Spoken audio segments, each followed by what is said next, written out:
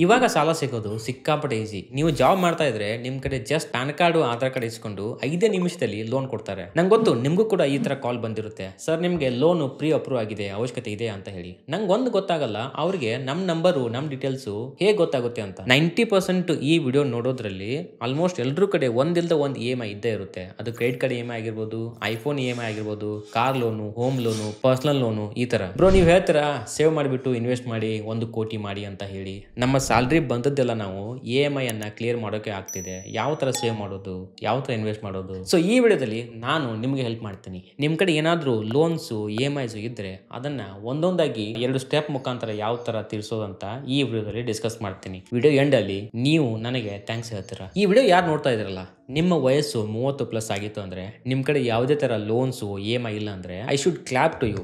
ಏನಕ್ಕೆ ಅಂದ್ರೆ also you should feel proud of yourself. 30 ವಯಸ್ಸು ಆಗೋಷ್ಟರಲ್ಲಿ ಏನಾದ್ರೂ ಒಂದು ನಮ್ಮ ಕಡೆ ಒಂದು ಲೋನ್ ಇದ್ದೇ ಇರುತ್ತೆ. ಅದು ಪರ್ಸನಲ್ ಲೋನ್ ಆಗಿರ್ಬೋದು, ಕ್ರೆಡಿಟ್ ಕಾರ್ಡ್ EMI ಆಗಿರ್ಬೋದು, car loan, home loan. Main ಆಗಿ ಈ ಮದುವೆ ಆಗೋಗೋಸ್ಕರ EMI ಅಂದ್ರೆ ಪರ್ಸನಲ್ ಲೋನ್ ತೆಗಿತಾರೆ, ಅದರ EMI ಆಗಿರ್ಬೋದು. ಯಾರು ಕೂಡ ಲೋನು ಬೇಕು ಅಂತ ಹೇಳಿ ತಗೊಳ್ಳಲ್ಲ. ಆ ಸಿಚುವೇಶನ್ ಆ ಥರ ಡಿಮ್ಯಾಂಡ್ ಮಾಡುತ್ತೆ. ನಾವು ಜಸ್ಟ್ ಈ ತಿಂಗಳು ಜಾಬ್ಗೆ ಜಾಯ್ನ್ ಆಗಿರ್ತೀವಿ, ನೆಕ್ಸ್ಟ್ ಮಂತ್ ಇಂದ ನಮಗೆ ಫೋನ್ ಕಾಲ್ ಬರೋಕೆ ಸ್ಟಾರ್ಟ್ ಆಗುತ್ತೆ. ಸರ್ ನಿಮಗೆ ಕ್ರೆಡಿಟ್ ಕಾರ್ಡ್ ಅಪ್ರೂವ್ ಆಗಿದೆ, ಫ್ರೀ ಇದೆ, ಜಾಯ್ನಿಂಗ್ ಫೀಸ್ ಇಲ್ಲ, ಆಮೇಲೆ ಆನ್ಯುವಲ್ ಫೀಸ್ ಇಲ್ಲ, ತಗೊಳ್ಳಿ ಇಟ್ಕೊಳ್ಳಿ, ಆಫರ್ ಇದ್ದಾಗ ಯೂಸ್ ಮಾಡ್ಕೊಳ್ಳುವಂತ್ರೆ ಅಂತ ಹೇಳಿ ನಮಗೆ ಸೆಲ್ ಮಾಡ್ತಾರೆ. ನಮಗೆ ಅದರ ಅವಶ್ಯಕತೆ ಇಲ್ಲ ಅಂದ್ರೂ ಕೂಡ ಅವರು ಫೋರ್ಸ್ಫುಲಿ ಸೆಲ್ ಮಾಡ್ತಾರೆ. ಸೊ ಕ್ರೆಡಿಟ್ ಕಾರ್ಡ್ ಬರುತ್ತೆ, ನಾವು 1 ಮಂತ್ 2 ಮಂತ್ ಯಾವುದೇ ತರ ಏನು ಬಾಯ್ ಮಾಡಲ್ಲ. ನಾವೇನು ಅನ್ಕೋತೀವಿ ನಮ್ಮ ಮೇಲೆ ಕಂಟ್ರೋಲ್ ಇದೆ ಅಂತ ಅನ್ಕೋತೀವಿ. ಸೊ ಒಂದಿನ ನಾವು ಹೊರಗಡೆ ಹೋಗ್ತೀವಿ, ಓಕೆನಾ. ಹೊರಗಡೆ ಹೋದಾಗ ಏನೋ ಚೆನ್ನಾಗಿರುವಂತ ಡ್ರೆಸ್ ನೋಡ್ತೀವಿ, ಇಲ್ಲ ಗ್ಯಾಜೆಟ್ ನೋಡ್ತೀವಿ, ಏನಾದ್ರು ಸಾಮಾನು ನೋಡ್ತೀವಿ. ಅವಾಗ ನಮಗೆ ಅದನ್ನ ಬಾಯ್ ಮಾಡಬೇಕು ಅಂತ ಅನ್ಸುತ್ತೆ. ಬಟ್ ನಮ್ಮ ಕಡೆ ದುಡ್ಡು ಇರಲ್ಲ. ಏನಕ್ಕಂದ್ರೆ ನಮ್ದು ಸ್ಯಾಲರಿ ಕಡಿಮೆ ಇರುತ್ತೆ, ಬಜೆಟ್ ಆಲ್ಮೋಸ್ಟ್ ಮೀರ್ ಹೋಗಿರುತ್ತೆ. ಅವಾಗ ನಮಗೆ ನಮ್ಮ ತಲೆಗೆ ಬರೋದು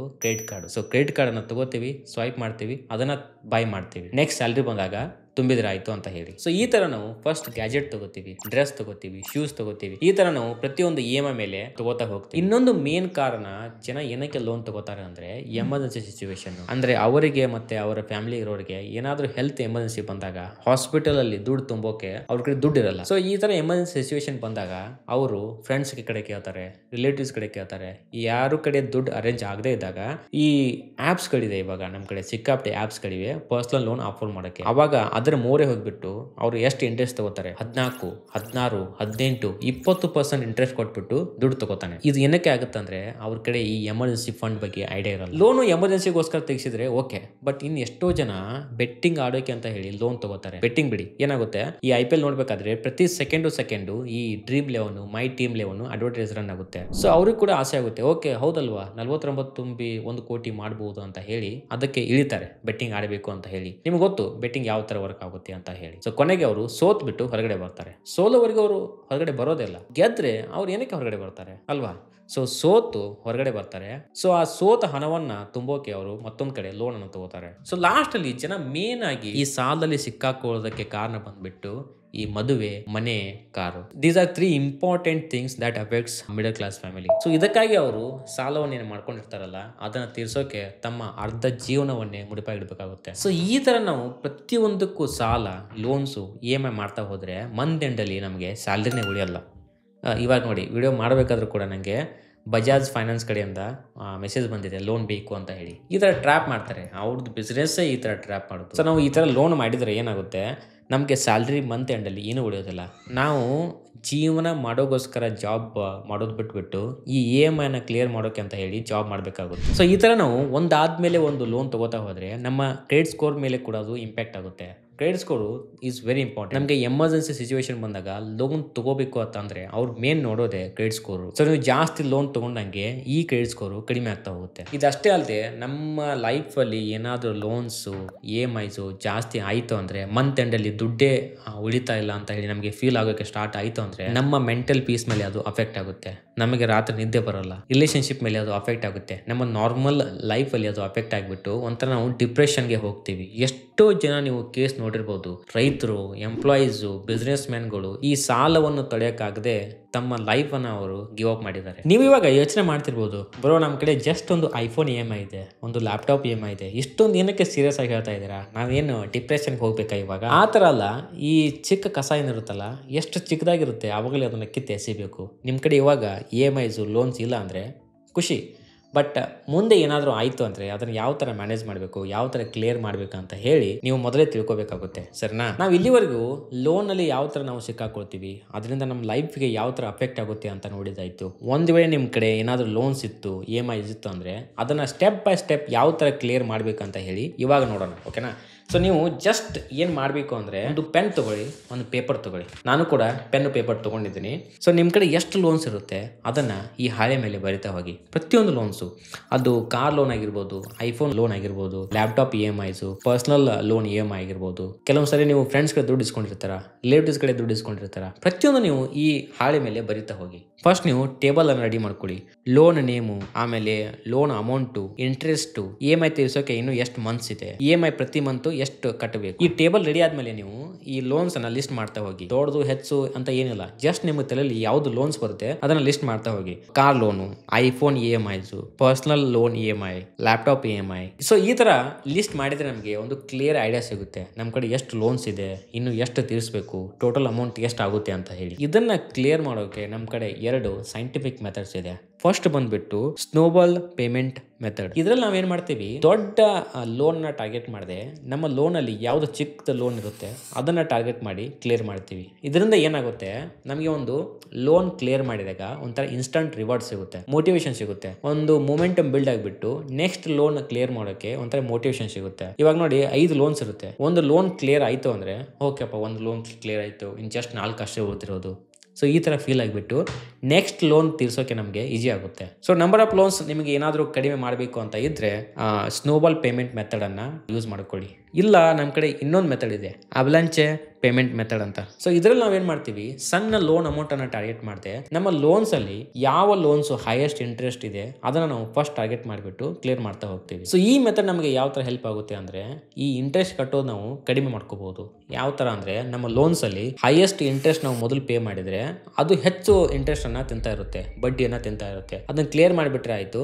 ಇನ್ನು ಉಳಿದಿದ್ದ ಲೋನ್ಸ್ಗಳು ಇದೇ ಥರ ನಾವು ಯಾವ್ದು ಹೈಯೆಸ್ಟ್ ಇರುತ್ತೆ ಅದನ್ನು ಫಸ್ಟ್ ಕ್ಲಿಯರ್ ಮಾಡಿ ಈ ಥರ ಲೋನ್ಸನ್ನು ಕ್ಲಿಯರ್ ಮಾಡೋದು. 2 ಮೆಥಡ್ಸ್ ಕೂಡ ಒಳ್ಳೇದಿದೆ, 2 ಕೂಡ ವರ್ಕ್ ಆಗುತ್ತೆ. 2 ಮೆಥಡ್ಸ್ ಯೂಸ್ ಮಾಡ್ಕೊಂಡ್ಬಿಟ್ಟು ನಾವು ಈ ಲೋನ್ಸನ್ನು ಕ್ಲಿಯರ್ ಮಾಡ್ಕೋಬಹುದು. ಬಟ್ ನಾನು ನಿಮಗೆ ಒಂದು ಸಜೆಸ್ಟ್ ಮಾಡ್ತೀನಿ, ನೀವು ಸ್ನೋಬಾಲ್ ಮೆಥಡ್ ಯೂಸ್ ಮಾಡ್ಕೊಳ್ಳಿ. ಏನಕ್ಕೆಂದರೆ ನಾವು ಎಮೋಷನ್ ಮೇಲೆ ಜಾಸ್ತಿ ಡಿಪೆಂಡ್ ಆಗ್ತೀವಿ. ನಾವು ನಂಬರ್ ಆಫ್ ಲೋನ್ಸ್ ಕಡಿಮೆ ಮಾಡಿದ್ರೆ ನಮಗೆ ಒಂದು ಮೋಟಿವೇಶನ್ ಸಿಗುತ್ತೆ ನೆಕ್ಸ್ಟ್ ಲೋನ್ ಕ್ಲಿಯರ್ ಮಾಡೋಕೆ. ಸೊ ಈ ಸ್ನೋಬಾಲ್ ಮೆಥಡ್ ಅನ್ನು ಯೂಸ್ ಮಾಡ್ಕೊಂಡ್ಬಿಟ್ಟು ನಾವು ಯಾವ ತರ ನಮ್ಮ ಸ್ಯಾಲರಿ ಬಂದಾಗ ಈ ನಂಬರ್ ಆಫ್ ಲೋನ್ಸ್ ಏನು ಮೆನ್ಷನ್ ಮಾಡಿದೀವಿ ಅದನ್ನ ಕ್ಲಿಯರ್ ಮಾಡ್ತಾ ಹೋಗ್ಬೋದು ಅಂತ ಹೇಳಿ ಪ್ರಾಕ್ಟಿಕಲ್ ಆಗಿ ತೋರಿಸ್ತೀನಿ. ಓಕೆನಾ? ಇದನ್ನ ನೀವು ನೋಡೋಕ್ಕಿಂತ ಮುಂಚೆ ನಿಮ್ಮ ಮೈಂಡ್ ಸೆಟ್ ಅನ್ನ ನೀವು ಫಿಕ್ಸ್ ಮಾಡ್ಕೊಳ್ಳಿ. ಈ ಲೋನ್ಸ್ ಕ್ಲಿಯರ್ ಆಗೋವರೆಗೂ ನಾನು ಯಾವುದೇ ಲೋನ್ ತಗೊಳ್ಳಲ್ಲ ಅಂತ ಹೇಳಿ ನೀವು ಮೈಂಡ್ ಸೆಟ್ ಇಂದ ಫಿಕ್ಸ್ ಆಗಿ. ಇದಷ್ಟೇ ಅಲ್ಲದೆ ಇನ್ನೊಂದು ಇಂಪಾರ್ಟೆಂಟ್ ಪಾಯಿಂಟ್, ಎಷ್ಟೋ ಜನ ನಂಗೆ ಕೇಳ್ತಾರೆ, ಬ್ರೋ ಸಾಲ ತಗೊಂಡ್ಬಿಟ್ಟು ನಾವು ಇನ್ವೆಸ್ಟ್ ಮಾಡ್ಬೋದಾ ಮ್ಯೂಚುವಲ್ ಫಂಡ್ ಅಲ್ಲಿ, ಸ್ಟಾಕ್ ಅಲ್ಲಿ ಅಂತ ಹೇಳಿ. No, big no. ಏನಕ್ಕೆ ಅಂತ ಹೇಳ್ತೀನಿ, ಇಲ್ಲಿ ಕೇಳಿ. ಸೊ ನಾವು ನಮ್ಮ ಒಂದು ಲೋನ್ ಇರುತ್ತೆ, 10% ಇಂಟ್ರೆಸ್ಟ್ನ ಅದಕ್ಕೆ ಕೊಡ್ತಾ ಇರ್ತೀವಿ. ನಾವು ಇಲ್ಲಿ ಏನು ಮಾಡ್ತೀವಿ, ಇನ್ವೆಸ್ಟ್ ಮಾಡ್ತೀವಿ ಮ್ಯೂಚುವಲ್ ಫಂಡಲ್ಲಿ, ಸ್ಟಾಕಲ್ಲಿ. ನಮಗೆ ರಿಯಲ್ ಆಗಿ ಲಾಭ ಬರಬೇಕಂದ್ರೆ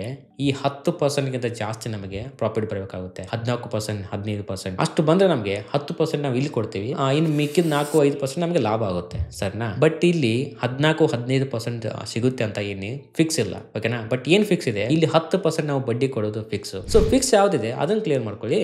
ನೀವು ಏನಕ್ಕೆ ಇನ್ವೆಸ್ಟ್ಮೆಂಟ್ ಸ್ಟಾರ್ಟ್ ಮಾಡ್ತೀರಾ?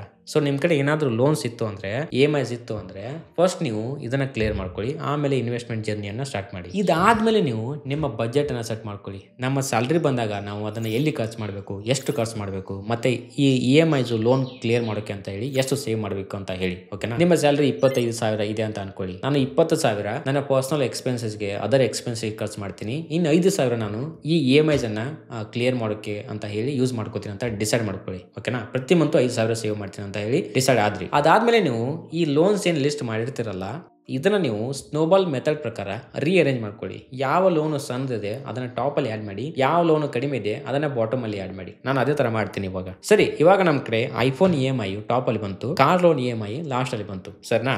ಐಫೋನ್ EMI ನಮ್ ಕಡೆ 50,000 ಲೋನ್ ಇದೆ, ಇಂಟ್ರೆಸ್ಟ್ 1%. ಏನಕ್ಕೆ ನೋ ಕಾಸ್ಟ್ EMI ಇದೆ. ಸರಿನಾ? ಇದನ್ನ ತೀರ್ಸೋಕೆ ಅಂತ ಹೇಳಿ ನೀವು ಪ್ರತಿ ತಿಂಗಳು 3,000 ತುಂಬ್ತಾ ಇರ್ತೀರಾ, 16 ತಿಂಗಳು. ಓಕೆನಾ? ನಿಮ್ ಕಡೆ ಪ್ರತಿ ತಿಂಗಳು 5,000 ಸೇವ್ ಆಗುತ್ತೆ. 3,000 ನೀವು 10 ತಿಂಗಳು ಫಿಲ್ ಮಾಡ್ತಾ ಹೋಗ್ತೀರಾ. ಸೊ ಎಷ್ಟಾಯ್ತು?